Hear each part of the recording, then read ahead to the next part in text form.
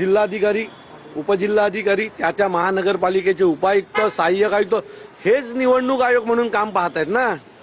अहो, ही रोज त्या मंत्री महोदयांच्या घरी भांडी घासणारी लोक ही काय आम्हाला न्याय मिळवून देणार आहे? म्हणजे परवाच्या दिवशी ज्या आरो होत्या ठाण्यामध्ये 5 सीट बिनविरोध आल्या, त्यातल्या 3 सीट कुठे आल्या माहितीये का? ज्या आरोंच्या विरोधात आम्ही आंदोलन केलंय ना, ज्यांनी अर्ज बाद केले होते तिथे 3 निवडून आलेले आहेत.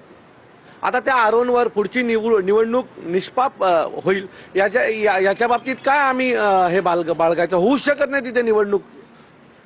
या सगळ्या बाबतीत राज ठाकरे यांचं काय मत आहे, त्यांच्याशी तुम्ही बघा, आम्ही सन्माननीय राजसाहेबांनी आमच्याकडनं आता काय कल्याण डोंबिवलीतली ठाण्यातली परिस्थिती समजून घेतली आणि मला वाटतं त्यांच्या भाषणातून त्या सगळ्या गोष्टी येतीलच. आम्ही त्यांना काही प्रूफ दिलेले आहेत. जसं मी कोपरीतलं म्हटलं की त्याच्या बाबतीमध्ये ज्या आमच्या उमेदवारांना ऑफर देण्यात आल्या त्याचा एक व्हिडिओ आहे आमच्याकडे, तो आम्ही आता साहेबांना दाखवलाय आणि मला वाटतं भविष्यात ते येतील सगळ्या गोष्टी समोर. पण परत ते देखील म्हणाले की अशी निवडणूक मी कधीही पाहिली नाही, असं राजसाहेबांचं वाक्य होतं.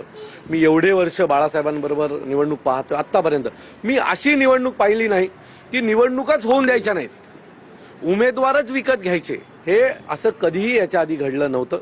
पण भारतीय जनता पक्ष आणि शिवसेना आता ह्या पातळीला देखील उतरले की निवडणुकाच होऊन द्यायच्या नाहीत. आता आज महानगरपालिकेला झालं, उद्या आमदारकीला होईल, खासदारकीला होईल.